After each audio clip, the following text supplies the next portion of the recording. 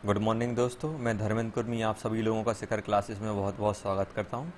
मैं यहां आप लोगों को केमिस्ट्री पढ़ाऊंगा।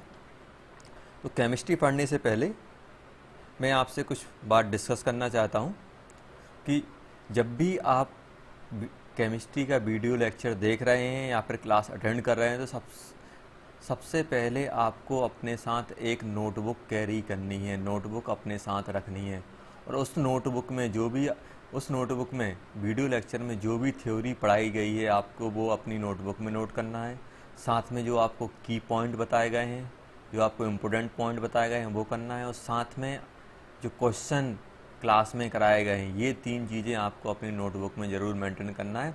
और ये जहाँ तक हो सके जो भी आपको लग रहा है कि हाँ ये पॉइंट मेरी नोटबुक में होने चाहिए या फिर मैं ये भूल सकता हूँ, ये इम्पोर्टेंट पॉइंट है, वो आप अपनी नोटबुक में नोट करके रखिए। और सेकंड नोटबुक की बात करें तो सेकंड नोटबुक आपको होमवर्क के लिए करनी है। होमवर्क के लिए इन द सेंस मतलब जब भी आपको सीट या DCT daily concept evolution test मिलेगा या फिर आपको बुकलेट मिलेगी तो वो आपको इसमें प्रॉपर तरीके से पूरे के पूरे क्वेश्चन को सॉल्व करके इसमें लिखना है। चलिए तो फिर हम स्टार्ट करते हैं। तो आज हम लोग सिर्फ बेसिक केमिस्ट्री के बारे में पढ़ेंगे कि केमिस्ट्री एक्चुअली होती क्या है, केमिस्ट्री में क्या क्या चीज़ इन्वॉल्व होती हैं या केमिस्ट्री को हम कितने पार्ट में स्टडी करते हैं, ये सब हम लोग देखेंगे। मेनली हम लोग बेसिक केमिस्ट्री की बात कर रहे हैं। सबसे पहले हम लोग बात कर लेते हैं केमिस्ट्री होता क्या है। तो chemistry is the study of matter and it's property. Means matter की मैटर की हम लोग स्टडी करते हैं, उसकी प्रॉपर्टी के बारे में जानते हैं। तो सबसे पहले हम बात कर लेते हैं कि ये मैटर होता क्या है। तो आप लोगों ने डेफिनेशन पढ़ी होगी, anything which have mass and occupy space is known as matter. Means भाई जिसके पास मास है और स्पेस को ऑक्यूपाई करता है उसे हम मैटर बोलते हैं। और उसकी अगर हम प्रॉपर्टी की बात करेंगे, भाई कौन सी प्रॉपर्टी, तो यहाँ पे आप ध्यान देना कि प्रॉपर्टी जो भी होती हैं, जितनी भी हमारे पास प्रॉपर्टी रहती है, हम प्रॉपर्टी को हम दो पार्ट में डिवाइड करते हैं। प्रॉपर्टीज को हम तो हम लोग बात कर रहे हैं प्रॉपर्टी। तो हम लोगों ने प्रॉपर्टी क्या किया, दो पार्ट में डिवाइड किया। यहाँ पे हम देखें कौन कौन सी प्रॉपर्टी है। हम सबसे पहले हम बात कर लेते हैं फिजिकल प्रॉपर्टी। सेकंड हमारे पास कौन सी रहती है, केमिकल। फिजिकल प्रॉपर्टी कौन सी होती है, जिसमें क्या होता है सिर्फ फिजिकल चेंज हो। केमिकल प्रॉपर्टी में क्या होता है, केमिकल चेंज। जैसे आपको दिया हुआ है H2O सॉलिड, इसको आपने हीट कर दिया, क्या बन जाएगा ये H2O लिक्विड। H2O सॉलिड को आप हीट करोगे तो क्या कह रही है, हीट को हम क्या करते हैं, ट्रायंगल से डिनोट करते हैं हीट। ये क्या होगा, यहाँ पर भी वाटर है, यहाँ पर भी, मतलब जो केमिकल कंपाउंड है उसमें कोई चेंज नहीं हो रहा है, बस उसकी स्टेट मतलब फिजिकल स्टेट मतलब फिजिकल प्रॉपर्टी उसकी चेंज हो रही है। और केमिकल प्रॉपर्टी में क्या होगा, मान लो आप H2O को हीट कर दो, H2O था, H2O को आपने हीट किया, ये किसमें ब्रेक हो गया, H2+O2। देखो तो यहाँ पे क्या होगा, यहाँ पे हमारा देखो केमिकल कंपाउंड, जहाँ पर भी हमारा केमिकल कंपाउंड चेंज हो रहा है मतलब क्या हो गया, वो वहाँ पे हमारी केमिकल प्रॉपर्टी चेंज हुई है। और जहाँ पे आपका सिर्फ स्टेट चेंज हुई है, कंपाउंड सेम का सेम है, वो क्या बन जाएगा हमारा फिजिकल प्रॉपर्टी। जैसे लेंथ हो गया, वेट हो गया, डेंसिटी हो गया, वॉल्यूम हो गई, यहाँ पे आपका फेस हो गया, ये सब क्या होते हैं हमारे फिजिकल प्रॉपर्टी। भाई 1 लीटर वाटर था, आधा आपने आधा आधा कर दिया, हाफ लीटर हो गया, मास आधा हो जाएगा उसका, जो कुछ भी है। तो ये सब क्या होती है हमारी फिजिकल प्रॉपर्टी। और केमिकल प्रॉपर्टी में क्या होता है, हमारा केमिकल कंपाउंड ही चेंज हो जाता है। तो ये हम लोगों ने देख लिया कि भाई केमिकल प्रॉपर्टी और फिजिकल प्रॉपर्टी तो क्या होता है, हम मैटर की इन सब प्रॉपर्टी के बारे में स्टडी करते हैं। और हम ये भी देखते हैं कि भाई ये जो सब्सटेंस हैं वो कैसे इंटरेक्ट करते हैं, कैसे कंबाइन होते हैं और कैसे ये सेपरेट होते हैं। मेनली केमिस्ट्री में हम लोग इनकी केमिकल रिएक्शन पढ़ेंगे कि कौन रिएक्ट करेगा तो क्या हमारा कंपाउंड फॉर्म होगा। और उनमें जब भी हमारी ये केमिकल कॉम्बिनेशन मतलब जब भी हमारे पास सब्सटेंस रिएक्ट करते हैं तो कुछ ना कुछ उनमें एनर्जी इन्वॉल्व होती है। और आप लोगों ने पढ़ा होगा कि जब भी हमारे पास केमिकल रिएक्शन होती है तो या फिर एनर्जी रिलीज होती है या फिर एनर्जी निकलती है। मतलब केमिकल रिएक्शन में क्या होता है, एनर्जी या फिर हमारी एब्जॉर्ब होगी या फिर एनर्जी हमारी रिलीज होगी। अगर एब्जॉर्ब हो रही है तो उसे हम क्या बोलते हैं, एंडोथर्मिक। और रिलीज हो रही है तो क्या बोलते हैं हम उसे, एक्सोथर्मिक रिएक्शन। क्या बोलते हैं बेटा, एक को हम एंडोथर्मिक रिएक्शन बोलते हैं, दूसरे को हम लोग क्या बोलते हैं, एक्सोथर्मिक रिएक्शन। तो आप ऐसे ध्यान दो, कैसे समझते हैं, समझने का आसान तरीका है। मान लो ये हमारा सिस्टम है, ये सब क्या है, हमारी सराउंडिंग, कि यहाँ पे केमिकल रिएक्शन पर ये सिस्टम हो गया। मान लो इसने एनर्जी निकाल दी, इसने एनर्जी क्या की, निकाली, इसे एनर्जी निकाली तो इसे हम क्या बोलेंगे, एक्सो। और मान लो इसने अगर एनर्जी एब्जॉर्ब की होती तो इसे क्या बोलते हैं हम लोग, एंडो। अगर वो एब्जॉर्ब कर रहा है तो एंडो, और निकाल रहा है तो एक्सो। अब आप ये बताओ कि किस में सिस्टम की एनर्जी बढ़ेगी, किस में कम होगी। अब यहाँ पे ध्यान देना कि अगर इसने एनर्जी निकाली, अगर एक्सोथर्मिक ने एनर्जी निकाली तो क्या हो जाएगी, सराउंडिंग को मिलेगी, सराउंडिंग का टेम्परेचर बढ़ जाएगा। मतलब यहाँ पे हम बोल सकते हैं delta T of surrounding increase हो जाएगा, सिस्टम नहीं सराउंडिंग। और इसमें क्या होगा, एंडो में क्या कर रहा है, एंडो में क्या कर रहा है, ये एनर्जी एब्जॉर्ब कर रहा है किससे, सराउंडिंग से। तो सराउंडिंग का टेम्परेचर क्या हो जाएगा, कम हो जाएगा, और सिस्टम का बढ़ जाएगा। मतलब क्या बन जाएगा यहाँ पे, टेम्परेचर ऑफ सराउंडिंग क्या हो जाएगा, कम हो जाएगा। सबसे आसान एग्जाम्पल आपको बताता हूँ एंडोथर्मिक रिएक्शन का। जैसे आप लोगों ने आप लोग गर्मियों के टाइम पे आप ग्लूकोन डी वगैरह खाते हो, तो ग्लूकोन डी को जैसे ही आप मुंह के अंदर रखते हो, जैसे ही वो टंग से टच करता है तो आपने देखा कि तुम ठंडा ठंडा फील होता है। एक्चुअली ठंडा ठंडा फील क्यों हो रहा है, क्योंकि जो हमारे पास जो कंपाउंड, जो हमारे पास ग्लूकोज था, ग्लूकोज क्या करता है, वहाँ से हीट को एब्जॉर्व करता है, और हीट को एब्जॉर्व करके क्या होता है, वो मिक्स होने लगता है। तो हीट को एब्जॉर्व करेगा तो क्या हो, सराउंडिंग से हीट एब्जॉर्व करेगा, तो सराउंडिंग का टेम्परेचर डाउन होगा, तो हमें क्या ठंडा ठंडा लगने लगता है। तो ये हमारा हो गया। अब यहाँ पे अगर हम बात करें कि अगर सिस्टम ने एनर्जी निकाल दी तो डेल्टा एच, एनर्जी को हम किससे, डेल्टा एच से डिनोट करते हैं। और डेल्टा एच क्या होता है, चेंज इन एंथैल्पी।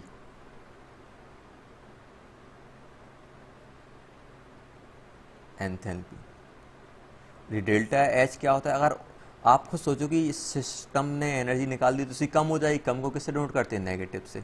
मतलब जो हमारे पास एक्सोथर्मिक रिएक्शन है उसे हम नेगेटिव साइन से डिनोट करते हैं, और जो एंडो रहती है उसमें किससे डिपेंड करते हैं हम लोग, पॉजिटिव से। क्योंकि ये एनर्जी एब्जॉर्व करा तो सिस्टम की एनर्जी हमारी बढ़ जाएगी। तो ये सब हम लोग स्टडी करेंगे। यहाँ पे अगर हम देखें कि जितनी भी हमारे पास केमिकल रिएक्शन होती हैं, अगर हम केमिकल रिएक्शन की बात करें तो ध्यान दो यहाँ पे, जैसे हमारे पास केमिकल रिएक्शन हुई, जितनी भी हमारी कंबस्शन रिएक्शन होती हैं, जितनी भी हमारी कंबस्शन रिएक्शन होती हैं, सभी की सभी क्या होती है, हमारी एक्सोथर्मिक। जितनी भी हमारी डीकम्पोजिशन रिएक्शन होती हैं,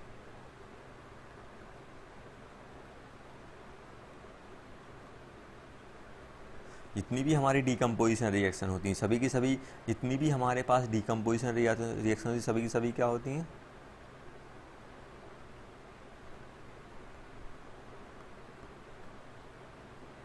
एंडोथर्मिक रिएक्शन होती हैं। एंडोथर्मिक जैसे मतलब इनके लिए हमें एनर्जी देनी पड़ती है। जैसे आपको दिया हुआ है CaCO3, इसको आप हीट करोगे, एनर्जी दोगे, तभी ये किस में ब्रेक होगा, CaO प्लस CO2। ऐसे ही मान लो हमारे पास दिया हुआ है PCl5, PCl5 ये क्या है, PCl5 को हीट करोगे किस में कन्वर्ट हो जाएगा, PCl3 प्लस Cl2। तो ये हमें ध्यान रखना है। नेक्स्ट हम बात करते हैं केमिस्ट्री। तो केमिस्ट्री क्या होगा कि इतना छोटा सब्जेक्ट नहीं है, क्या है, इसमें हमारे लाखों करोड़ों मॉलिक्यूल या सब मॉलिक्यूल हमारे इन्वॉल्व होते हैं। अब उनको हम एक साथ स्टडी नहीं कर सकते, इसलिए हम लोगों ने क्या किया, केमिस्ट्री को हमने मेनली 3 पार्ट में डिवाइड कर लिया। पहला क्या है हमारे पास, organic chemistry. Organic chemistry actually होता क्या है उसके बारे में पढ़ लेते हैं। सबसे पहले ऑर्गेनिक केमिस्ट्री पढ़ने से पहले हमें क्या मालूम होना चाहिए, ऑर्गेनिक कंपाउंड। तो हम सबसे पहले बात कर लेते हैं ऑर्गेनिक कंपाउंड क्या होते हैं।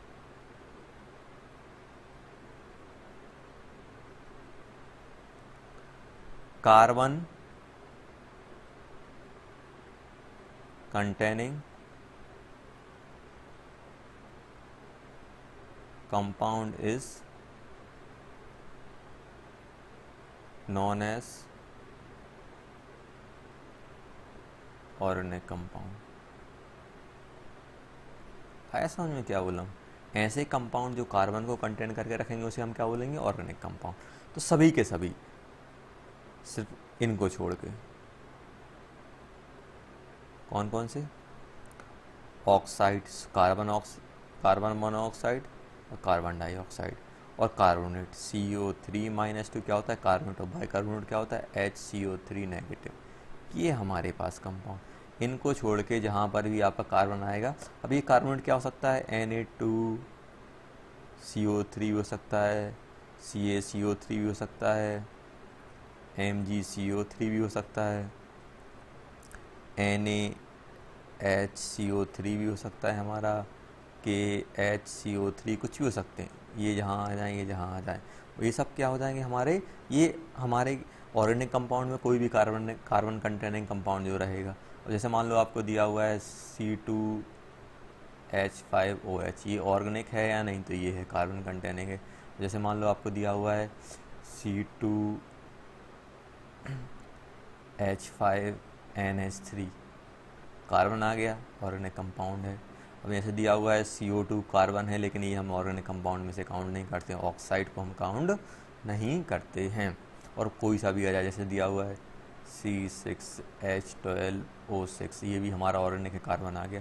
तो ये हमें ध्यान रखना है कि जिसमें भी कार्बन कंटेनिंग कंपाउंड रहेगा वो ऑर्गेनिक कंपाउंड कहलाएगा। और study of organic compound is known as organic chemistry. Next हमारे पास है इनऑर्गेनिक केमिस्ट्री। तो इनऑर्गेनिक केमिस्ट्री क्या होती है? सबसे पहले हम लोग बात कर लेते हैं इनऑर्गेनिक कंपाउंड।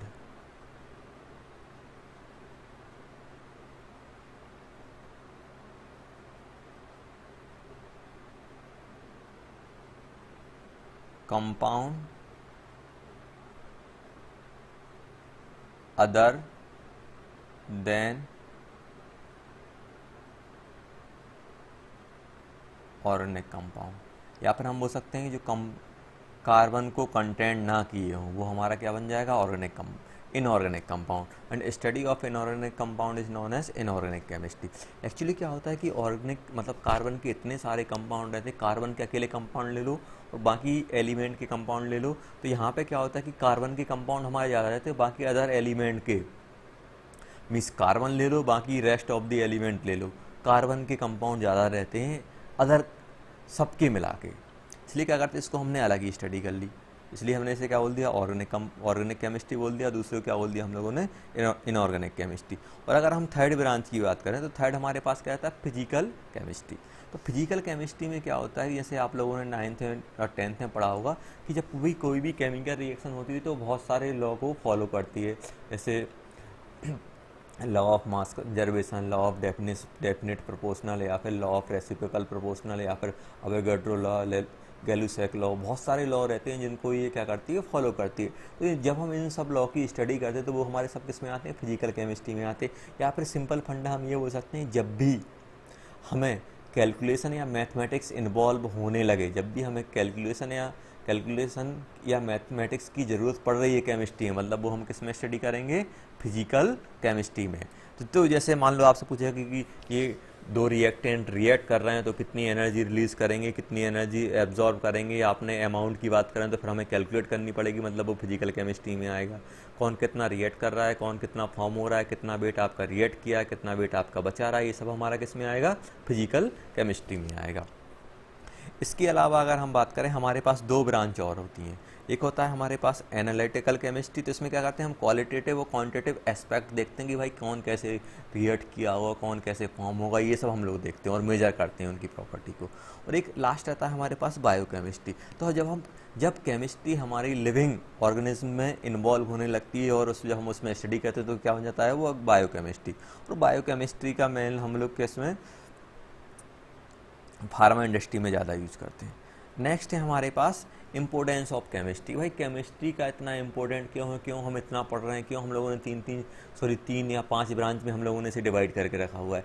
तो एक्चुअली क्या है कि इसके जो इम्पोर्टेंस है बहुत ज़्यादा है। जैसे जब आप कभी बीमार पड़ते हो, डॉक्टर के पास जाते हो, तो डॉक्टर देखो आपको जब मेडिसिन देता है तो आपने देखा है उस मेडिसिन पे देखा हो, सिरप पे देखा हो कि पीछे कंटेंट दिया रहता है। कंटेंट में देखो कि 10 10 15 15 आपके मॉलिक्यूल कंपाउंड के नाम दिए थे, वो सब उसके अंदर रहते हैं। वो सब क्या है, हमारे केमिकल कंपाउंड है। जैसे हम सबसे पहले हम देखते हैं मेडिकल फील्ड, मतलब फार्मा सेक्टर में क्या होता है। जैसे हम लोग ले रहे हैं एस्प्रिन। एस्प्रिन क्या होता है, हमारा पेन रिलीफर होता है। पैरासीटामोल, हाइड्रोक्लोरोक्वीन हो गया, हमारा इंसुलिन हो गया, हैंड सैनिटाइजर हो गया, ये सब क्या होते हैं हमारे मेडिकल फील्ड में हम बहुत ज़्यादा यूज़ करते हैं। ये तो आप लोगों ने अभी भी सुना होगा, कोविड-19 वाला, मलेरिया में यूज होता है।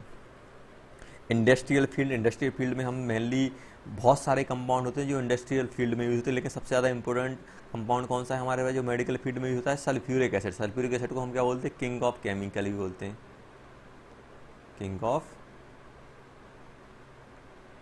केमिकल। किंग ऑफ केमिकल क्यों बोलते हैं, क्योंकि इंडस्ट्रीज में सबसे ज़्यादा यूज होता है। और जब हमें किसी भी कंट्री की ग्रोथ देखनी है कि भाई कितना इंडस्ट्री डेवलप हुई है, तो आप देख लो कि वो साल भर में कितना H2SO4 कंज्यूम करा। जितना वो H2SO4 कंज्यूम करेगा उतनी ज़्यादा उसकी ग्रोथ हुई। नेक्स्ट हम देखते हैं इथिलीन। इथिलीन का यूज़ कहाँ होता है, पॉलीथीन वगैरह बनाने में। Nitrogen N2। N2 क्या होता है, N2 हमारी इनर्ट गैस रहती है।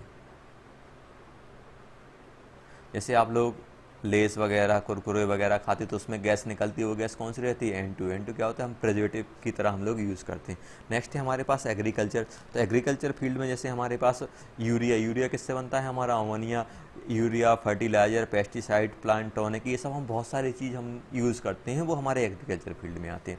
नेक्स्ट है हमारे पास एनर्जी सोर्सेज। तो एनर्जी सोर्सेज में क्या होता है, पेट्रोलियम प्रोडक्ट, जो हम मेन हम एनर्जी सोर्स की बात कर रहे हैं। पेट्रोलियम प्रोडक्ट में पेट्रोल, डीजल, LPG, CNG, ये सब आते हैं। और बैटरीज। तो बैटरी की अगर हम बात करें तो बैटरी का थोड़ा मैं बता देता हूँ क्या होता है। तो अगर हम बैटरी की बात करें तो बैटरी में एक्चुअली होता क्या है, बैटरी हमारी केमिकल एनर्जी को किस में कन्वर्ट करती है, इलेक्ट्रिकल एनर्जी में। केमिकल कंपाउंड स्टोर होते हैं, केमिकल कंपाउंड के अंदर उनके अंदर रिएक्शन होती है, रिएक्शन के बाद केमिकल एनर्जी किस में कन्वर्ट होती है, इलेक्ट्रिकल एनर्जी। मतलब आपसे ये पूछ सकते हैं कि बैटरी किस फॉर्म में एनर्जी स्टोर करती है, केमिकल के फॉर्म में, और एनर्जी किस फॉर्म में बाहर निकालती है, इलेक्ट्रिकल के फॉर्म में।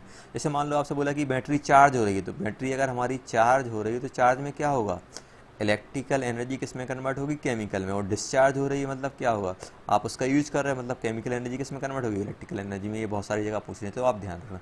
और डेली लाइफ में भी हम बहुत ज़्यादा केमिस्ट्री का यूज़ करते हैं। डेली लाइफ में आप देखा होगा जैसे हमारे पास baking powder, salt, vinegar, soap, detergent, milk powder, बहुत सारे ऐसे ये कंपाउंड, ये जो पेन लिए हो, ये भी हमारा क्या है, एक केमिस्ट्री का ये एग्जांपल है। जो भी आप डेली लाइफ में जो भी आप सब्सटेंस, मॉलिक्यूल या जो भी कंपाउंड आप यूज कर रहे हैं, वो सभी के सभी क्या है, हमारे केमिकल कंपाउंड है। तो अब हम नेक्स्ट देखते हैं। ये मैं एग्जांपल लिया हूँ कि ये जो आप लोगों ने अभी सुना होगी कि गवर्नमेंट ने गाइडलाइन इशू की होगी, जब भी आप बाहर जाओ कोविड-19 के कारण, जब भी आप बाहर जाओ तो बाहर से आने के बाद आपको सोप से अच्छे से हाथ धोना है। भाई सोप ऐसा क्या करता है कि कोरोना वायरस को निपटा देता है, कोरोना को निपटा देता है। कैसे निपटाता है वो हम देख रहे हैं यहाँ पे। तो जैसे अगर हम सोप की बात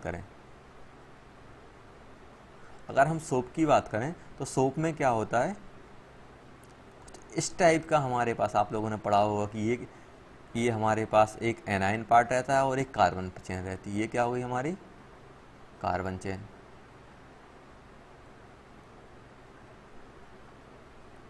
ये क्या हो गया हमारा एनाइन पार्ट, और ये एक कैटाइन बाहर रहता है। अब ये जो कैटाइन पार्ट है, वैसे एक ऐसे भी लिखते हैं C17H35C डबल बॉन्ड ONA, ऐसा भी शॉर्ट में लिखा रहता है। अब ध्यान दो कि एक थ्योरी आप लोगों ने सुनी होगी, लाइक डिजॉल्व लाइक वाली आप लोगों ने थ्योरी पढ़ी होगी। लाइक डिजॉल्व लाइक वाली थ्योरी में क्या होता है कि भाई जो जैसा रहता है वैसे कोई मिक्स करता है। अपने तो अपने ही होते, नाम सुना होगा ना, अपने अपने। मीन्स अगर आपको सॉल्ट डिज़ोल्व करना है तो सॉल्ट किस में डिज़ोल्व होगा, एक आपको वाटर दिया हुआ है और एक आपको ऑयल दिया हुआ है, किससे मिक्स होगा बेटा, हमारा जो हमारा सॉल्ट है वो वाटर में डिज़ोल्व होगा, क्योंकि ये भी हमारा पोलर है। पोलर मतलब चार्ज, ये भी हमारा पोलर है, जबकि ये क्या होता है, नॉन पोलर।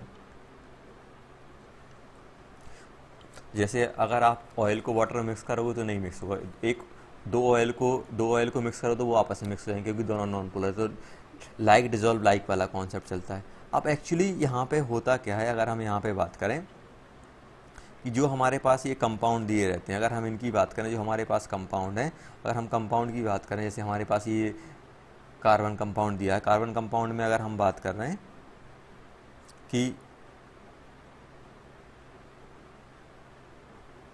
अब इसमें क्या होता है कि हमारे पास वाटर जो मॉलिक्यूल रहता है, वाटर मॉलिक्यूल क्या होता है, हमारा पोलर रहता है। तो वाटर मॉलिक्यूल किससे अटैच होगा, हमारा इससे अटैच होगा। अगर हम वाटर मॉलिक्यूल की अगर यहाँ पे हम बात करें, जब भी आप वाटर मॉलिक्यूल लोगे तो वाटर मॉलिक्यूल हमारा कहाँ अटैच होगा, इस साइड। ये आप देखो तो ये क्या होगा, ये हमारा पोलर, ये क्या रहता है, हमारा पोलर एंड रहता है। और ये हमारा क्या रहता है, नॉन पोलर। एक हमारा क्या है, पोलर एंड है, और दूसरा एक हमारे पास पोलर एंड है और एक हमारे पास नॉन पोलर एंड है। तो ये पोलर है और नॉन पोलर है। तो वाटर हमारा क्या होता है, वाटर हमारा पोलर रहता है। तो ये जो हमारे पास ये जो पार्ट दिया हुआ है, ये जो हमारा नॉन पोलर पार्ट है, ये क्या होगा, ये वाटर, ये क्या करता है, वाटर को यहाँ पे अगर हम देखें, ये हमारा क्या करता है, वाटर को ये हमारा रिपेल करता है। अगर हम इसकी बात करें, ये क्या कर रहा है, ये वाटर को रिपल करेगा, और ये क्या करेगा, वाटर को अट्रैक्ट करता है, क्योंकि लाइक डिजॉल्व लाइक वाला रहता है। तो ये क्या कर रहा है, वाटर को अट्रैक्ट कर रहा है, मतलब वाटर को अपने साइड खींच रहा है। वाटर लविंग पार्ट को हम क्या बोलते हैं, ये लिखा हुआ है हाइड्रोफिलिक, तो इसको हम क्या बोल देंगे। तो ये जो नेगेटिव वाला पार्ट रहेगा, ये क्या रहेगा हमारा, हाइड्रोफिलिक। तो ये वाला जो पार्ट रहेगा, ये क्या रहेगा हमारा, हाइड्रोफोबिक। बोलते हैं हाइड्रोफोबिया, जैसे वाटर से एलर्जी रहती है उसे हाइड्रो बोलते हैं ना, हाइड्रोफोबिया मतलब हाइड्रोफोबिक मतलब वाटर हिटिंग। अब ये हमारा काम कैसे करता है, अब हम उसकी बात कर लेते हैं। देखो यहाँ पे अगर इसकी हम बात करें कैसे काम करता है, जैसे मान लो हमारे पास ये कपड़ा था, ये कुछ ग्रीस वगैरह लगा हुआ है, इसमें आप जैसे सोप लगाओगे तो सोप ग्रीस भी क्या होता है, नॉन पोलर। तो अब क्या करेगा, जैसे सोप मॉलिक्यूल है, ये आ जाएंगे, C double bond O negative, ऐसा कुछ लगा रहेगा ऐसे ऐसे, C double bond O negative, C double bond O negative, C double bond O negative, ऐसा कुछ हमारे पास आने वाला है। अब देखो जैसे ही आप इस पे वाटर आप अप्लाई करोगे तो वाटर क्या करेगा, इस O को साथ में खींचेगा। अब ये O अपनी चैन को खींचेगा तो क्या होगा, एक ग्रीस बाहर आ जाएगा। ऐसे ही क्या होता है, हमारा ये जो कोरोना वायरस पे हमारा अटैक करता है। एक्चुअली क्या होता है, जो कोरोना वायरस की जो आउटर लेयर होती है वो प्रोटीन से मिलकर मिलती है। प्रोटीन क्या होता है, हमारा नॉन पोलर एंड। अब एक्चुअली इसमें क्या होता है कि जो हाइड्रोफोबिक एंड है वो क्या होता है, इससे ऐसे ऐसे अटैच हो जाता है।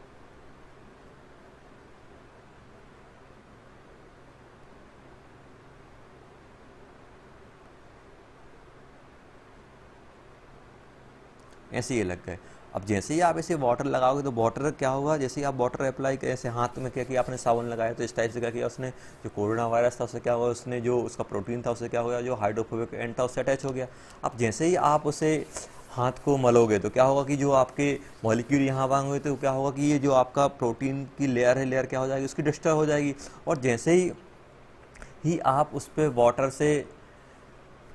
वाटर आप अप्लाई करोगे, वाटर से वॉश करोगे, तो वाटर के साथ क्या होगा, पूरा का पूरा जो वायरस आपका डिस्ट्रॉयड था वो बाहर आपका निकल जाएगा। तो इस टाइप से क्या करता है, सोप हमें प्रोटेक्ट करता है। ऐसा नहीं है हर किसी टाइप के वायरस, हर टाइप के बैक्टीरिया के साथ सोप हमारा लगभग ऐसे ही मैकेनिज्म शो करता है।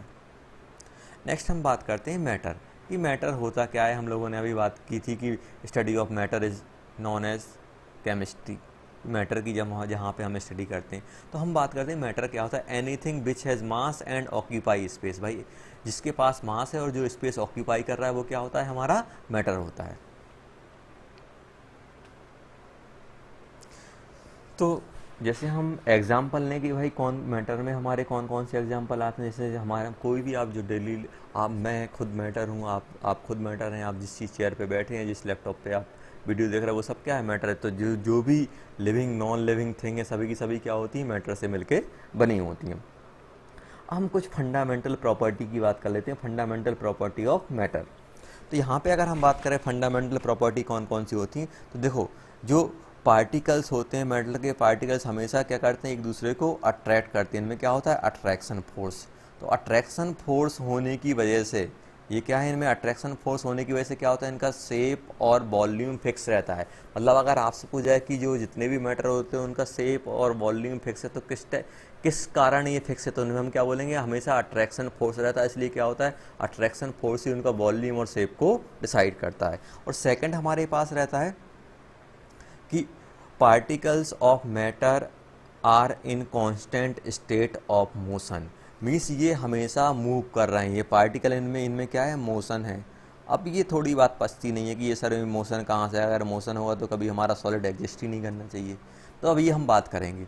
तो मोशन की अगर हम बात करें, स्टेट ऑफ मोशन की बात कर रहे हैं, तो यहाँ पे अगर हम मोशन की बात करें तो एक्चुअली होता क्या है कि जो हमारे जो हमारे पास पार्टिकल्स रहते हैं उनके पास थर्मल एनर्जी रहती है। थर्मल एनर्जी क्या होती है, जो आपकी हीट से एनर्जी आती है। हीट मतलब रूम टेम्परेचर पे, जो टेम्परेचर जो रहेगा, टेम्परेचर से क्या होगा, जैसे टेम्परेचर ज़्यादा है तो आपको गर्मी लगती है क्योंकि आपको एनर्जी आप एब्जॉर्व करने लगती है। तो टेम्परेचर की वजह से जो एनर्जी गेन करते हैं, जो हॉटनेस या हीट की वजह से जो मॉलिक्यूल एनर्जी गेन करते हैं उसे क्या बोलते हैं हम, थर्मल एनर्जी। और थर्मल एनर्जी हमारी किस पे डिपेंड करेगी, टेम्परेचर पे। अब आप ध्यान देना कि थर्मल एनर्जी जितनी ज़्यादा मॉलिक्यूल के पास एनर्जी रहेगी, मॉलिक्यूल के पास जितनी ज़्यादा एनर्जी रहेगी उतना ज़्यादा वो क्या करेगा, मूव करेगा। अब मान लो आपको ऐसा दिया हुआ है कि एक मॉलिक्यूल दिया हो जिसके पास थर्मल एनर्जी बहुत ज़्यादा है और एक मॉलिक्यूल जिसके पास थर्मल एनर्जी बहुत कम है। अब यहाँ पे आप ध्यान देना कि दो मॉलिक्यूल हैं, अब आप उनको टेम्परेचर बढ़ा रहे हो, टेम्परेचर बढ़ाओगे तो क्या हो जाएगा, हीट बढ़ेगी, थर्मल एनर्जी बढ़ जाएगी। और थर्मल एनर्जी बढ़ेगी तो क्या होंगे, ज़्यादा मूव करेंगे। जैसे मान लो कि मेरे पास एनर्जी कम है तो मैं चुपचाप बैठा हूँ, और जैसे ही मैं ग्लूकोज खा लूँ तो मेरी एनर्जी बढ़ेगी, तो मैं थोड़ा, मेरा मन करेगा यहाँ वहाँ डोलने का, घूमने का। ऐसे ही मॉलिक्यूल का मन करता है भाई, एनर्जी बढ़ी तो क्या करेंगे, वो चुपचाप नहीं बैठेंगे, यहाँ वहाँ मूव करेंगे। तो थर्मल एनर्जी बढ़ती है तो क्या होता है, मॉलिक्यूल में क्या आता है, मोशन आता है। और इस मोशन को क्या बोलते हैं हम लोग, थर्मल मोशन। थर्मल मोशन बोलते हैं। और थर्मल मोशन अब यहाँ पे ध्यान देना, यहाँ पे अगर हम बात करें जो हमारे पास थर्मल फोर्स क्या बोल रहा है, अट्रैक्शन फोर्स क्या कर रहा है, उनको पास लाने की कोशिश कर रहा है, और थर्मल मोशन क्या कर रहा है, उनको सेपरेट कर रहा है। तो अट्रैक्शन एंड थर्मल मोशन, या फिर अट्रैक्शन और थर्मल एनर्जी क्या होती हैं, एक दूसरे के अपोजिट होती हैं। अपोजिट भाई, एक पास पास ला रहा है, एक दूर दूर ले जा रहा है, तो आप ये ध्यान रखना। अब यहाँ पे अगर हम बात करें कि टाइप ऑफ मोशन, कि हमारे पास कितने टाइप के मोशन, बात करें वाइब्रेशनल मोशन। तो वाइब्रेशनल मोशन में एक्चुअली होता क्या है कि मॉलिक्यूल क्या होता है, वाइब्रेट करता है। जैसे मैं देखो ये हाथ हिल रहे हैं, मूव कहीं नहीं कर रहे हैं, बस ऐसे ऐसे ऐसे हिल रहे हैं। ऐसे क्या होता है, मॉलिक्यूल भी क्या होता है, मॉलिक्यूल ऐसे ये आगे यहाँ जाएगा, ये मॉलिक्यूल यहीं फिक्स है, ये यहाँ जाएगा, फिर ये थोड़ा वापस आएगा, ऐसे ऐसे ऐसे ये मूव करेंगे दोनों के दोनों। इसको हम क्या बोलते हैं, वाइब्रेशन। तो एक्चुअली क्या होता है, सॉलिड में अगर हम बात करें, सॉलिड में क्या होता है, ऐसे कुछ हमारे एटम फिक्स रहते हैं। हम बोलते हैं कि मॉलिक्यूल या एटम हमारे फिक्स हैं, लेकिन एक्चुअली क्या होता है कि इनमें इतनी स्पेसिंग रहती है कि वो आपस में अपनी एक्सिस पे वाइब्रेट कर सकते हैं, ऐसे ऐसे, ये भी ऐसे ऐसे, ये भी ऐसे ऐसे, सभी क्या कर सकते हैं, आपस में वाइब्रेट कर सकते हैं। मूव कहीं नहीं कर सकते, सिर्फ वाइब्रेट कर सकते हैं। तो वाइब्रेशन में एनर्जी बहुत कम चाहिए पड़ती है। तो यहाँ पे ध्यान रखना कि जो सॉलिड होते हैं, सॉलिड में क्या होता है, सिर्फ हमारा वाइब्रेशनल मोशन रहता है। मतलब ये यहाँ वहाँ मूव नहीं कर पा रहे, वाइब्रेट कर रहे हैं सिर्फ, मतलब इसका मतलब क्या हो जाएगा, attraction is greater than thermal energy. तभी तो इनका वॉल्यूम फिक्स है, शेप भी फिक्स है, मतलब क्या हो गया, इनमें अट्रैक्शन ज़्यादा है as compare to thermal energy. ये हम लोगों ने देख लिया। नेक्स्ट हम बात कर लेते हैं रोटेशनल मोशन। तो रोटेशनल मोशन में क्या होता है कि मॉलिक्यूल अपनी एक्सिस के अक्रॉस रोटेट करेगा। जैसे देखो ये पेन है, इसको अगर हम ऐसे ऐसे मूव करा रहे हैं,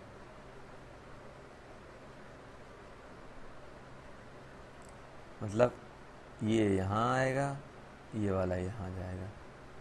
ऐसे भी हो सकता है कि ये ऊपर चला जाए, ये नीचे चला जाए, तो कैसे भी अपनी एक्सिस पर रोटेट करेगा।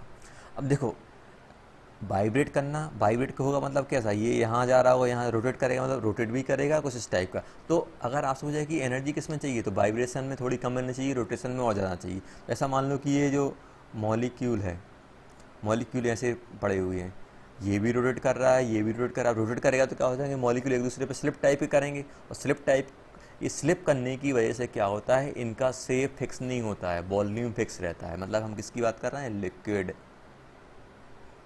लिक्विड में क्या होता है, वाइब्रेशनल मोशन भी रहता है और रोटेशन भी रहता है। इस रोटेशनल मोशन की वजह से क्या होता है, इनका शेप फिक्स नहीं होता, वॉल्यूम तो हमारा फिक्स रहता है। और शेप फिक्स नहीं है मतलब थोड़ा रिलेटिवली मूव कर रहा है, मतलब attraction force is less than thermal energy. Next है हमारे पास ट्रांसलेशनल मोशन। अब ट्रांसलेशन मोशन में एक्चुअली हो क्या रहा है, ट्रांसलेशन मोशन में हम आपका मॉलिक्यूल ट्रांसलेट मतलब एक जगह से दूसरी जगह मूव कर रहा है। ये यहाँ भी जा सकता है, ये यहाँ भी जा सकता है, ये यहाँ भी जा सकता है, ये यहाँ कहीं भी जा सकता है। तो अब ये ट्रांसलेट कर रहा है, मतलब जैसे मान लो कि मैं अभी बैठा हूँ, ऐसे ऐसे मूव कर रहा हूँ, मतलब क्या हो गया, मैं अभी वाइब्रेट कर रहा हूँ। जितनी ज़्यादा एनर्जी आएगी उतनी ज़्यादा वाइब्रेट कर, और ज़्यादा एनर्जी आएगी तो मैं क्या करूँगा, गुलाटी मारने लगूंगा, मतलब पैर ऊपर गर्दन नीचे, फिर क्या हो, फिर गर्दन ऊपर पैर नीचे, ऐसे गोल गोल घूमने लगूँ, मतलब रोटेशन कर रहा हूँ। अब मैं यहाँ से वहाँ दौड़ने भी लगूँ, इस रूम से उस रूम में दौड़ भी रहा हूँ, मतलब ये क्या होगा, ये हमारे क्या होगा, यहाँ पे अगर हम एक रूम से दूसरे रूम में जा रहे हैं, मतलब वो हमारे पास क्या होगा, वो हमारा ट्रांसलेशन भी हो गया। तो जो हमारे गैस रहते हैं, अगर हमने गैस लिया तो गैस में क्या होगा, एक मॉलिक्यूल यहाँ, एक यहाँ, एक यहाँ, एक यहाँ, इनमें क्या होगा, इनके पास वाइब्रेशन भी रहेगा, रोटेशन भी रहेगा और ट्रांसलेशन भी रहेगा। अब इनमें अट्रैक्शन फोर्स सबसे कम रहेगा, सबसे ज़्यादा ट्रांसलेशन एनर्जी। तो आप ये ध्यान रखना कि जब भी हमारे पास गैसियस मॉलिक्यूल रोगे तो attraction force is much less than thermal energy, thermal motion बोल सकते हैं। अब यहाँ पे अगर हम मैटर की बात करें तो मैटर को क्या किया हम लोगों ने, 3 पार्ट में यहाँ पे हम लोगों ने डिवाइड करके। तो सबसे पहले क्या है हमारे पास, सॉलिड स्टेट हो गया। सेकंड की अगर हम बात करें, सेकंड क्या हो गया, लिक्विड। और थर्ड क्या हो गया हमारे पास, गैस। तो सॉलिड में क्या होता है, सॉलिड हमारा कंडेंस स्टेट होती है, नॉन कंप्रेसिबल रहता है, डेफिनेट शेप और डेफिनेट वॉल्यूम रहता है। लिक्विड की बात करें तो ये भी हमारा नॉन कंप्रेसिबल रहता है, लेकिन इसका शेप फिक्स नहीं रहता, वॉल्यूम फिक्स रहता है। और अगर हम गैस की बात करें तो गैस के साथ कुछ भी नहीं होता है, कंप्रेसिबल रहता है, ना तो वो कंप्रेसिबल भी रहती है, ना तो उसका वॉल्यूम, ना ही शेप फिक्स। जिस कंटेनर में डालोगे वही कंटेनर का वॉल्यूम ऑक्यूपाई कर लेंगे। अगर हम यहाँ पे बात करें फोर्स, अगर आपसे पूछा जाए कि फोर्स किसका ज़्यादा रहेगा, अट्रैक्शन फोर्स सबसे ज़्यादा किस में आएगा बेटा, अट्रैक्शन फोर्स सबसे ज़्यादा सॉलिड, उससे कम लिक्विड और सबसे कम गैस। और अगर थर्मल एनर्जी की बात किया, थर्मल एनर्जी सबसे कम सॉलिड, फिर लिक्विड, सबसे ज़्यादा गैस। काइनेटिक एनर्जी मतलब मूवमेंट की वजह से जो एनर्जी, सबसे ज़्यादा गैस, लिक्विड एंड सॉलिड। ये हमारे पास ऑर्डर आ जाएगा। और अगर आपसे ये पूछा जाए कि सबसे पास कौन से किसके मॉलिक्यूल सबसे पास रहेंगे, सॉलिड में सबसे पास रहेंगे, लिक्विड में और दूर चले जाएंगे, गैस में हमारे और दूर चले जाएंगे। अब एक टर्म सॉलिड और लिक्विड और गैस के लिए हम एक और टर्म यूज़ करते हैं, फ्लूइड। एक टर्म हम यूज़ करते हैं, क्या बोलते हैं उसे, हम फ्लूइड बोलते हैं। तो फ्लूइड की अगर हम बात करें, फ्लूइड होता क्या है, अगर हम फ्लूइड की बात करें तो फ्लूइड क्या होता है, ऐसे सब्सटेंस जो फ्लो कर सके, ऐसे कंपाउंड जो फ्लो कर सके, उन्हें क्या बोलते हैं हम लोग, फ्लूइड। जैसे लिक्विड को आप गिलास से बाहर डालोगे तो पूरा फ्लो कर जाता है। गैस को आप बलून को आप जैसे ही पिन मारोगे तो क्या पूरे में गैस इवॉल्व हो जाती है, निकल जाती है। तो यहाँ पे क्या होता है कि ये लिक्विड और गैस क्या हो जाते हैं, हमारे फ्लो कर सकते हैं, इसलिए हम लोग क्या बोलते हैं, नहीं फ्लूइड।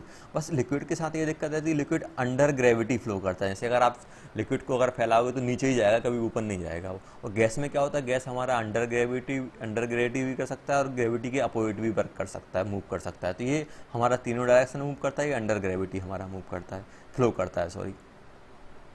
नेक्स्ट अगर हम देखें यहाँ पे क्या लिखा हुआ है, ये हॉट, यहाँ पे क्या लिखा हुआ है, कूल। हॉट और कूल लिखा हुआ है। यहाँ पे अगर हम देखें, जैसे ही आप इसका टेम्परेचर बढ़ाओगे, थर्मल एनर्जी बढ़ेगी, तो अट्रैक्शन वीक होने लगेगी, तो ये किस में चला जाएगा, लिक्विड में। लिक्विड को हीट करोगे तो किस में चला जाएगा, ये हमारा गैस में चला जाएगा। तो ये हमें ध्यान रखना है, समझ गए ना। अब ये हमें आप लोगों ने पढ़ा होगा, जिसने भी नहीं पढ़ा तो वो आप ये ध्यान रखना। अगर आप सॉलिड को हीट कर रहे हो, मतलब मेल्ट कराओगे, मतलब टेम्परेचर बढ़ा रहे हो, तो क्या होगा, मेल्ट होगा। मेल्ट होकर वो किस में चला जाएगा, हमारा लिक्विड में। और लिक्विड को अगर आप हीट करोगे, टेम्परेचर बढ़ाओगे, तो क्या इसमें चला जाएगा, इवेपोरेशन में। तो ये क्या हो गया हमारा एवोपरेशन। वही अगर आप सॉलिड को हीट करोगे तो डायरेक्ट किस में कन्वर्ट हो जाएगा, गैस में। तो उसे क्या बोलते हैं हम लोग, सब्लिमेशन, टेम्परेचर हमें बढ़ाना पड़ेगा। और अगर गैस हमारी डायरेक्ट सॉलिड में आती है तो क्या बन जाता है, इसे डिपोजिशन बोलते हैं। और अगर हमारा लिक्विड से सॉलिड बन रहा है तो फ्रीजिंग, और गैस से लिक्विड बन रहा है तो कंडेंसेशन। तो ये हमें प्रोसेस हमें ध्यान रखनी है। जैसे आपसे ये पूछ सकते हैं कि सॉलिड से हमारा ये डायरेक्ट गैस में गया तो इसे क्या बोल देंगे हम लोग, सब्लिमेशन। ये याद रखना। ये प्रोसेस आपसे पूछ सकते हैं कि सब्लिमेशन क्या होता है, एवोपरेशन क्या होता है, फ्रीजिंग क्या होती है, मेल्टिंग क्या होती है। अब आपसे पूछ सकते हैं कौन सी प्रोसेस एक्सोथर्मिक है, कौन सी प्रोसेस एंडोथर्मिक है। तो सब्लिमेशन में क्या कर रहे हो आप, हीट दे रहे हैं, मतलब ये कौन सी हुई हमारी एंडोथर्मिक। और यहाँ पे अगर आपसे पूछा कि फ्रीजिंग क्या है, फ्रीजिंग में क्या कर रहे हो आप, लिक्विड से, जैसे आपसे बोल दिया लिक्विड से कहाँ आ गए आप, गैस में आ गए, लिक्विड से सॉलिड में आ गए। क्या करना पड़ेगा, हमें टेम्परेचर कम करना पड़ेगा। मतलब ये टेम्परेचर कम कर रहे हैं, मतलब हम क्या कर रहे हैं, टेम्परेचर, ये लिक्विड क्या कर रहा है, टेम्परेचर कम कर रहा है, मतलब टेम्परेचर ये निकाल रहा होगा। टेम्परेचर निकालेगा मतलब क्या बन जाएगा, ये हमारा एक्सोथर्मिक प्रोसेस। एनर्जी निकाल रहा होगा ना, सॉलिड से लिक्विड जाएगा तो लिक्विड, सॉरी लिक्विड से सॉलिड जाएगा तो लिक्विड में एनर्जी कम है, सॉरी लिक्विड में एनर्जी ज़्यादा है, सॉलिड में कम है। तो जब इसको कम एनर्जी में जाना पड़ेगा, जो एक्स्ट्रा एनर्जी रहेगी वो रिलीज करनी पड़ेगी, तो ये क्या बन जाएगी हमारी एक्सोथर्मिक प्रोसेस। तो ये हमें तो बच्चों यहाँ पे हम लोग देख रहे हैं कि केमिकल प्रॉपर्टी के अकॉर्डिंग हम लोगों ने क्या किया, मैटर को हम लोगों ने दो पार्ट में डिवाइड किया, प्योर सब्सटेंस एंड मिक्सचर। तो प्योर सब्सटेंस में क्या होता है, हमारे पास डेफिनेट कंपोजिशन होती है, और मिक्सचर में कोई हमारे पास डेफिनेट कंपोजिशन नहीं होती। किसी भी हम रेशो में हम लोग ले सकते हैं। अब सब्सटेंस को हमने किस में, एलिमेंट और कंपाउंड में हम लोगों ने ब्रेक किया हुआ है, और मिक्सचर को homogeneous mixture and heterogeneous part में हम लोग। जैसे देखो ये एग्जाम्पल भी हम लोग देखते हैं, एलिमेंट होता क्या है। अब हम बात करें तो जो एलिमेंट होता है वो हमारे सिंगल टाइप के एटम से मिलके बना होता है। सिंगल टाइप ऑफ एटम मतलब आइडेंटिकल टाइप के एटम से मिलके बना होता है। अब एलिमेंट हमारा मोनो एटॉमिक भी हो सकता है और poly atomic. Poly atomic means more than one atom भी हो सकते हैं, जैसे सोडियम, पोटेशियम, रिविडियम, सीजियम, जितने भी हमारे मेटल्स होते हैं सभी नेचर में किस फॉर्म में एग्जिस्ट करते हैं, मोनो एटॉमिक फॉर्म में। और हमारे पास नोबल गैस भी हमारी क्या होती है, मोनो एटॉमिक फॉर्म में एग्जिस्ट करती हैं। ये हमें ध्यान रखना है। और पॉली एटॉमिक फॉर्म कौन से हो सकते हैं, जैसे मान लो हम लोगों ने फॉर एग्जांपल लिया H2, O2, N2, F2, ये सब क्या हो गए हमारे, ये सब क्या है हमारे पॉली एटॉमिक, मतलब ये क्या है डाई एटॉमिक। इनको हम एलिमेंट क्यों बोले, क्योंकि इसमें क्या है दो एटम है, दोनों सेम है। ये जैसे हमारे पास एग्जांपल CO2, क्या CO2 हमारा एलिमेंट है, नहीं है। ये इसमें दो डिफरेंट टाइप के कंपाउंड हमारे आ गए। अब ऐसे ये भी हो सकता है हमारा S8, इसमें 8 एटम आ गए, P4 इसमें 4 एटम आ गए। ये सब क्या है हमारे पॉली एटॉमिक। और इनको हम इसको एक टर्म यूज करते हैं हम लोग, होमोन्यूक्लियर।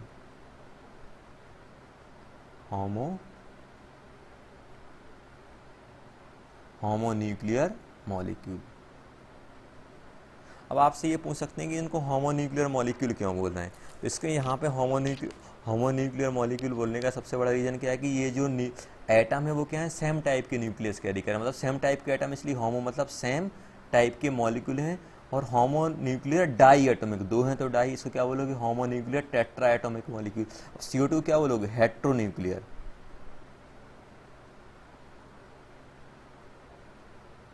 हेट्रोन्यूक्लियर क्योंकि दो डिफरेंट टाइप के एटम इन्वॉल्व हो गए। और एक और हमारे पास होता है एलोट्रोप्स। एलोट्रोप्स क्या होते हैं, एलिमेंट्स। ये क्या होते हैं, एलिमेंट्स। हमें यहाँ पे हम बोल सकते हैं एलोट्रोप क्या होते हैं, जब हम when element exist more than one form. जब हमारे पास कोई एलिमेंट जब मोर देन वन फॉर्म में एग्जिस्ट कर रहा है तो उसको हम क्या बोल देते हैं, जब वो डिफरेंट फॉर्म जो रहते हैं जिनमें वो एग्जिस्ट कर रहा है उसको क्या बोलते हैं हम लोग, एलोट्रोप बोल देते हैं। और एलोट्रोप की अगर हम बात करें, एलोट्रोप किसकी वजह से फॉर्म होते हैं, जब हम डिफरेंट टाइप की बॉन्डिंग हो रही हो उनमें, तब क्या होते हैं वो एलोट्रोप्स फॉर्म होते हैं। जैसे हम बात करें कार्बन के एलोट्रोप क्या होते हैं, डायमंड, ग्रेफाइट, फ्लोरीन, तीन टाइप के हमारे पास। इसमें भी कार्बन है, इसमें भी कार्बन है, इसमें भी कार्बन है। इनको हम लोगों ने क्या बोल दिया, इनको हम लोगों ने बोल दिया एलोट्रोप। बस डिफरेंस किसका है, इनमें बॉन्डिंग का है। इसमें जेंट लाइक स्ट्रक्चर होता है, ये आपका लेयर स्ट्रक्चर होता है, ये C60 फ्लोरीन सुना होगा आप लोगों ने, ये फुटबॉल टाइप का स्ट्रक्चर होता है। अब इसमें कार्बन एटम सेम है, बस बॉन्डिंग अलग हुई। आइसोटोप से कंफ्यूज नहीं होना। आइसोटोप में क्या होता है, जैसे C12, C13, ये आइसोटोप हैं, ये अलग अलग एटम है, लेकिन यहाँ पे एटम सेम है, बॉन्डिंग अलग हो रही है। और आइसोटोप में क्या होता है, एटम ही हमारे क्या होते हैं, इनके अंदर न्यूक्लियस ही अलग अलग हो जाते हैं। अब अगर हम ओजोन की बात करें तो ऑक्सीजन की बात करें तो ऑक्सीजन के कितने एलोट्रोप होते हैं हमारे पास, दो रहते हैं, O2 and O3, di oxygen and tri oxygen, मतलब ओजोन। सल्फर की बात करें तो सल्फर के हमारे पास दो एलोट्रोप होते हैं, orthorhombic and monoclonic, alpha sulphur and beta sulphur. और फास्फोरस की बात करें, वाइट, रेड और ब्लैक फास्फोरस, तीन होते हैं। तो हमें क्या करना है, सबसे इंपॉर्टेंट क्या है, ये एलोट्रोप हमें याद रखना है, अच्छे से ये नोट कर। नेक्स्ट हम बात कर रहे हैं कंपाउंड। तो कंपाउंड क्या होता है, व्हेन टू और more than different element combine इन डेफिनेट रेशो। जब हमारे पास दो डिफरेंट टाइप के एलिमेंट एक डेफिनेट रेशो में हमारे कंबाइन होते, तो जो हमारा रेशो में कंबाइन होते तो हमारा क्या होता है, कंपाउंड फॉर्म होता है। Compound is found when two और different element combine in a definite ratio. इससे मान लो आपको दे दिया CO2, इसमें क्या हुआ है, कितने टाइप के एलिमेंट हैं, एक कार्बन और एक ऑक्सीजन, हमारे पास कितने, दो टाइप के हो गए। से कोवलेंट मॉलिक्यूल, कोवलेंट कंपाउंड क्या होते हैं, हमेशा याद रखना है। कोवलेंट कंपाउंड में क्या होता है, अगर हम कोवलेंट कंपाउंड की बात करें तो कोवलेंट कंपाउंड में एटम क्या होते हैं, एटम फिक्स रहते हैं। जैसे मान लो आपने बोल दिया CO2 में एक कार्बन दो ऑक्सीजन, आपने वाटर बोल दिया H2O, तो H2O में क्या होगा, आप वाटर कोई सा भी ले लो, नाले का पानी ले लो या कॉकॉट का ले लो, आप सी वाटर का ले लो, कहीं से भी लेके आ जाओ, सभी में क्या होगा, दो हाइड्रोजन एक ऑक्सीजन मिलेगा। तो इनमें क्या होगा, एटम फिक्स रहते हैं। और एक और हमारे पास रहता है आयनिक कंपाउंड। आयनिक कंपाउंड में क्या होता है, आयनिक कंपाउंड में आपके पास क्या होगा कि एटम्स का ग्रुप रहेगा जिनमें उनका रेशो सेम रहता है, रेशो फिक्स रहता है। इनमें आयनिक कंपाउंड में क्या होता है, जैसे NaCl लिया, Na+Cl नेगेटिव, अगर Na के भी 50 हैं तो Cl के भी कितने मिलेंगे, 50 मिलेंगे। ये क्या हो गया, हमारा आयनिक हो गया। आया समझ में, 50-50 दोनों के, मतलब जितना 1:1 का रेशो है, अगर 50 इसके तो 50 इसके, 100 इसके। जैसे मान लो आपको दिया होता BaCl2, मान लो आपको दे दिया ये 50 मॉलिक्यूल है, तो ये कितने, 50 आइटम है तो ये कितने मिलेंगे, 100, क्योंकि 1:2 के रेशो में है ये आप ध्यान रखना। तो जितने भी हमारे पास, जैसे मान लो आपको दिया हुआ है, फॉर एग्जांपल आपको दिया हुआ है कि एक दिया H2SO4, एक, तो अब इसमें कितने डिफरेंट टाइप के एलिमेंट है, हाइड्रोजन, सल्फर, ऑक्सीजन, ये हो गया। हाइड्रोजन के 2 एटम हैं, इसके 1 हैं और इसके 4 हैं, टोटल हमारे पास 7 एटम है। तो ये क्या बन गया, हमारा कंपाउंड बोलोगे, किसे एलिमेंट बोलोगे, इसे हम क्या बोलेंगे, कंपाउंड। आगे समझ में, तो इसमें अब कोई डाउट नहीं होना चाहिए। नेक्स्ट हम देखते हैं मिक्सचर। जब क्या होता है हमारे पास जब हमारे पास more than one substance combine होते, जब मोर देन वन सब्सटेंस को हम किसी भी रेशो में अगर हम मिक्स कर रहे हैं और उनमें कोई भी केमिकल चेंज नहीं हो रहा है, तो वो क्या जनरेट करता है, हमारा मिक्सचर जनरेट करता है। मीन्स जैसे मान लो आपने क्या किया, यहाँ पे शुगर को आपने वाटर में मिक्स कर दिया, शुगर अलग हो गया, वाटर अलग हो गया, इन दोनों को मिक्स कर दिया, तो ये इसको हम क्या बोलेंगे, मिक्सचर बोल देंगे। देखो, ये मिक्सचर कंटेंट पार्टिकल ऑफ 2 और मोर pure substance which may be present in any ratio. मान लो आप इसे 1 लीटर वाटर है और 1 kg शुगर है, आप 1 लीटर वाटर में आप 1 kg शुगर भी मिक्स कर सकते हो, आधा kg भी मिक्स कर सकते हो, 100 ग्राम भी मिक्स करते हो, मतलब इनमें कोई रेशो फिक्स नहीं है। जब भी हमारे पास कोई रेशो फिक्स नहीं है तो इनमें क्या होगा, इनमें हमारे, तो हम वो किस में डालेंगे, हम लोग मिक्सचर में डालेंगे। अब अगर हम मिक्सचर की बात करें तो मिक्सचर को भी हमने 2 पार्ट में डिवाइड करके रखा हुआ है, होमोजीनियस एंड हेट्रोजीनियस। तो होमोजीनियस की अगर हम बात करें तो उसमें क्या होता है, जो हमारे पास कंपोनेंट होते हैं उनका क्या होता है, हमारे पास यूनिफॉर्म डिस्ट्रीब्यूशन होता है। मीन्स जैसे आपने वाटर में शुगर को मिक्स की तो शुगर क्या हो जाएगी, यूनिफॉर्मली पूरे में डिजॉल्व हो जाएगी। और अगर हम हेट्रोजीनियस की बात करें तो हेट्रोजीनियस में क्या होगा, हेट्रोजीनियस में जैसे आपने वाटर में सैंड को मिक्स किया तो क्या हो जाएगा, सैंड नीचे सेटल हो जाएगी और ऊपर कुछ नहीं मिलेगा, मतलब ये क्या बन जाएगा, हेट्रोजीनियस।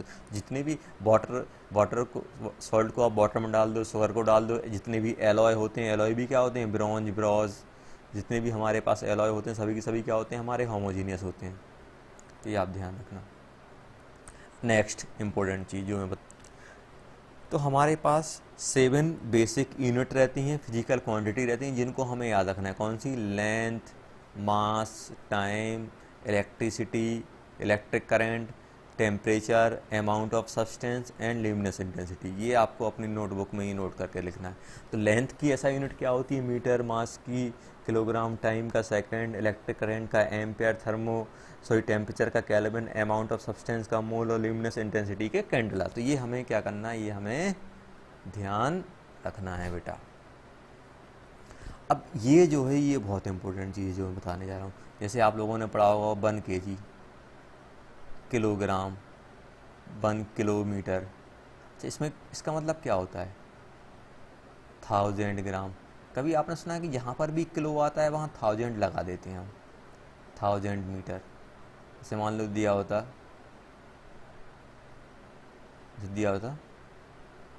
10 किलो सेकंड, फिर आप क्या करते? किलो मतलब क्या होता है? 10 × 10⁻³ सेकंड। देखो ये हमें यहाँ से मालूम चलता है। देखो किलो के लिए हम लोग क्या यूज़ करते हैं? देखो किलो के लिए k और 10⁻³ अब एक ध्यान देना, जैसे आप लोग नेट की स्पीड की बात करते हो, सर किस किस में आते हैं? जैसे 1 KB, 1 MB, 1 GB, 1 TB। ध्यान देना, केबी मतलब क्या होता है? B speed. आप जो नेट की स्पीड किस में मेजर करते हो? बाइट में। किलो बाइट मतलब 10⁻³ बाइट। मेगा बाइट, मेगा मतलब क्या होता है? मेगा देखो यहाँ लिखा हुआ, मेगा मतलब 10⁻6 बाइट। गीगा मतलब 10⁻9 बाइट। टीबी बोलते ना 1 TB की हार्ड डिस्क है, तो कितना हो जाए? 10⁻12 बाइट तक उसमें आप स्टोर कर सकते हो। ये होता है 10⁻12 बाइट, टेराबाइट। टीबी चल रहा है, अब टीबी के बाद क्या आना चाहिए? पीबी आने वाला है। टीबी के बाद क्या आएगा? टीबी बोलना 1 TB 2 TB, अब क्या आएगा? पीबी आएगा। पीबी क्या बन जाएगा? पेटाबाइट। पेटाबाइट में क्या होगा हमारे पास? 10⁻15 बाइट आ जाएगा। अब आप ऐसे याद रखो, जैसे आप यूज़ करते थे ना 10 नैनोमीटर। 10 नैनोमीटर की अगर हम बात करें, नैनोमीटर की, नैनोमीटर हम कैसे यूज करते हैं? तो नैनोमीटर की अगर हम लोग बात करें, नैनोमीटर जैसे मान लो अब आपको दिया हुआ है 9 नैनोमीटर, सॉरी 9 नैनोमीटर आपको दिया हुआ है। अब 9 नैनोमीटर दिया है तो इसको आप कैसे कन्वर्ट करोगे? नैनो मतलब कितना होता है? 10⁻⁻9, तो 9 × 10⁻⁻9 मीटर। अब अभी ये डाउट आ रहा होगा सर हम इसको कहाँ तक याद रखें? तो याद रखने का आसान तरीका है, आपको बता रहा हूँ कहाँ से कहाँ तक। 15 से -15 से लेके +15 तक याद रखना है। ये तो आपको याद हो गया किलो। किलो के बाद क्या आता है? मेगा। मेगा के बाद क्या आता है? गीगा। गीगा के बाद क्या आता है? टेरा। टेरा के बाद क्या आता है? पेटा। ये कितना होगा? 10⁻3, 10⁻6, 10⁻9, 10⁻12, 10⁻15। किलो के बाद किलो से पहले क्या आता है? किलो के बाद आता है हमारा हेक्टो, एच। 10⁻2, फिर आता है हमारा डेसी 10⁻1। देखो ये याद रखना कि -2 से -2 तक हमारा कंटिन्यू, -2, 0, -1, -2। 3 के बाद क्या होता है? 3 तक हमारा कंटिन्यू चलता है। उसके बाद क्या होता है? 6, 9, 12। तो आपको याद रखना कि मिली मतलब 10⁻, जैसे बोला था ना मिलीमीटर। मिलीमीटर से आप याद रख सकते हो एम। मिली मतलब क्या होता है? मिलीमीटर मतलब क्या होता है? 10⁻³ मीटर। 10⁻³ हो गया। सेंटीमीटर। सेंटीमीटर कितना होता है? 10⁻2, मतलब सेंटी मतलब कितना हुआ? 10⁻²। मिली मतलब कितना हुआ? 10⁻3। और डेसीमीटर। डेसीमीटर कितना होता है? 10⁻1। अब ये हो गया माइक्रो। एम। एम क्या होता है? 10⁻6। तो आपको पीको और फेमटो -15 से +15 तक हमें क्या करना है बेटा? ये याद रखना है। ये बहुत इंपॉर्टेंट है, बहुत सारी जगह आपको इसकी तो इसका हम यूज कैसे करते हैं? अब इसका हम यूज़ देख लेते हैं कि इनका हम ये जो प्रीफिक्स है उनका हम यूज़ कैसे करेंगे। जैसे मान लो आपको स्पीड निकालनी है, ये टेबल आपकी बनी हुई है। स्पीड निकालनी है। स्पीड क्या होती है? Distance upon time, sorry distance upon time ये दिया हुआ है।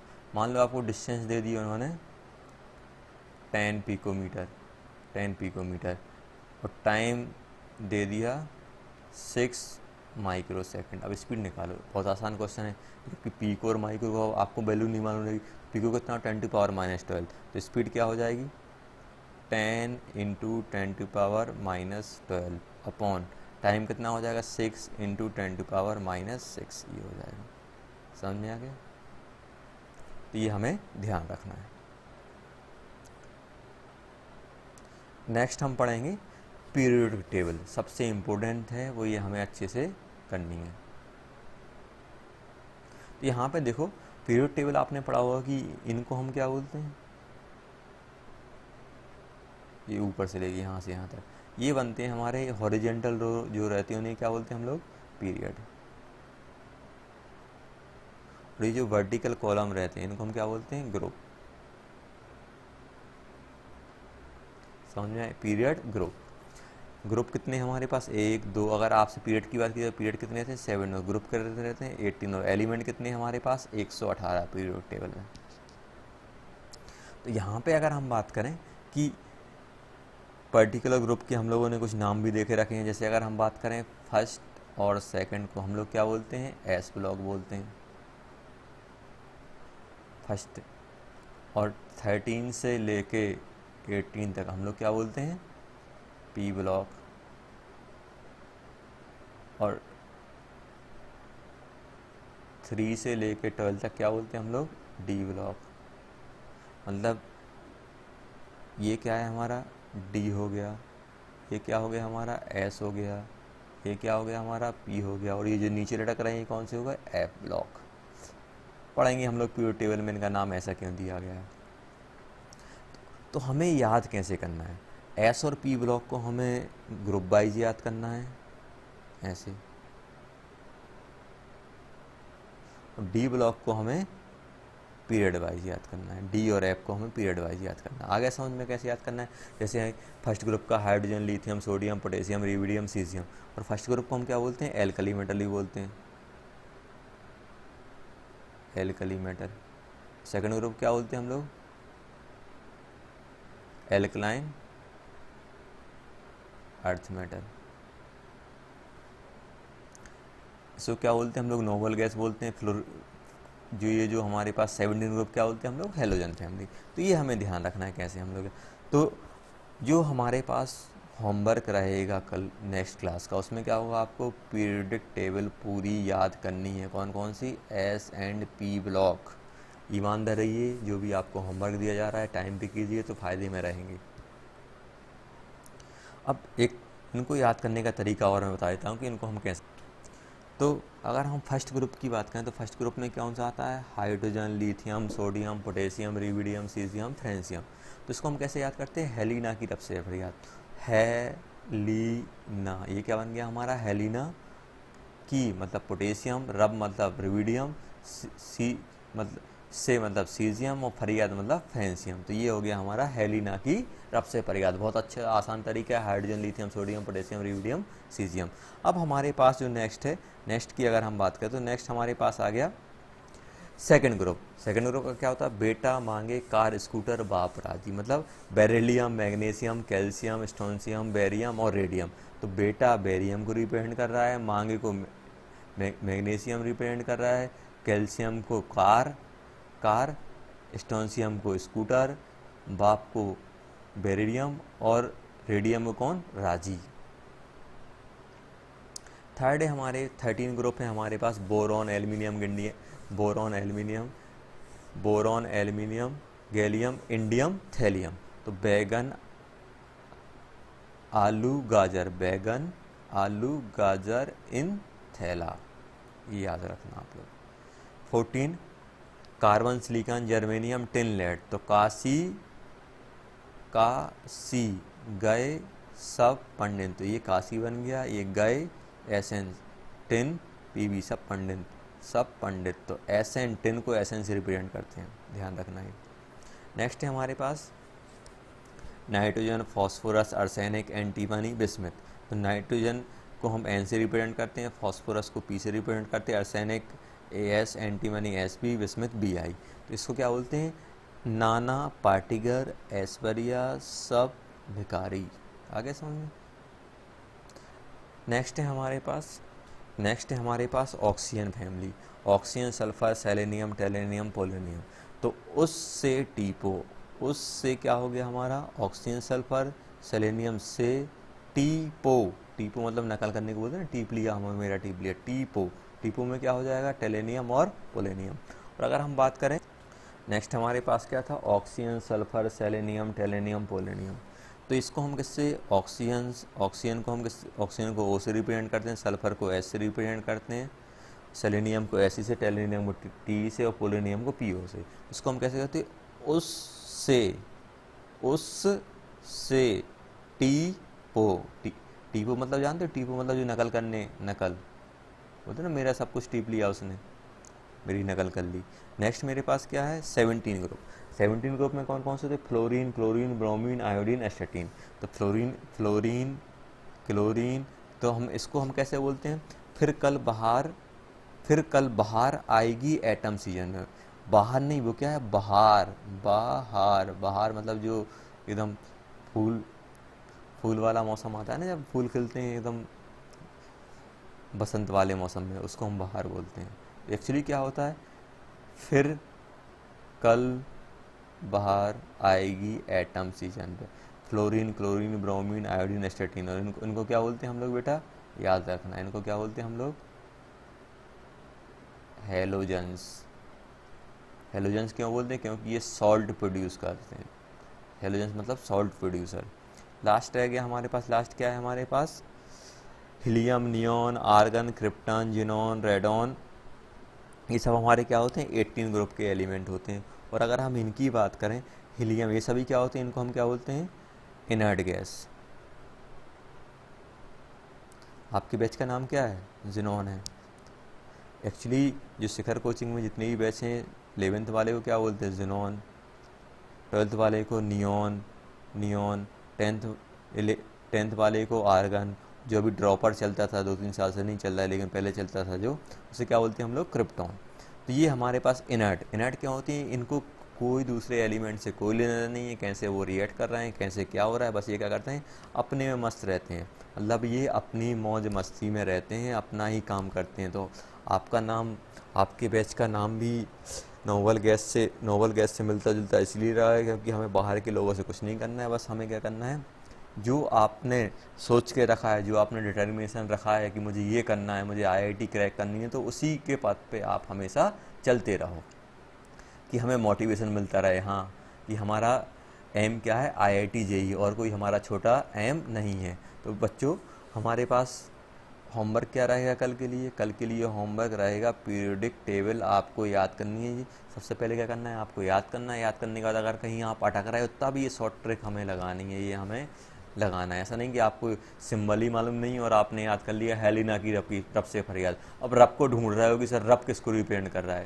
भाई अब आपने मेहनत ही नहीं की तो रब कहाँ से आपकी हेल्प कर देगा। तो आया समझ, पहले क्या करना चाहिए, आपको मालूम होना चाहिए।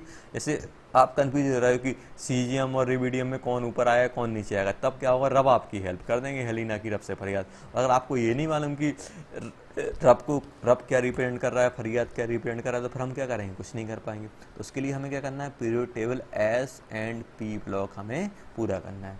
और हम लोग फिर क्या करेंगे, नेक्स्ट क्लास में हम लोग नया चैप्टर चालू करेंगे। ओके बच्चों, थैंक यू बच्चों, फिर मिलते हैं नेक्स्ट क्लास में, बाय सभी के लिए।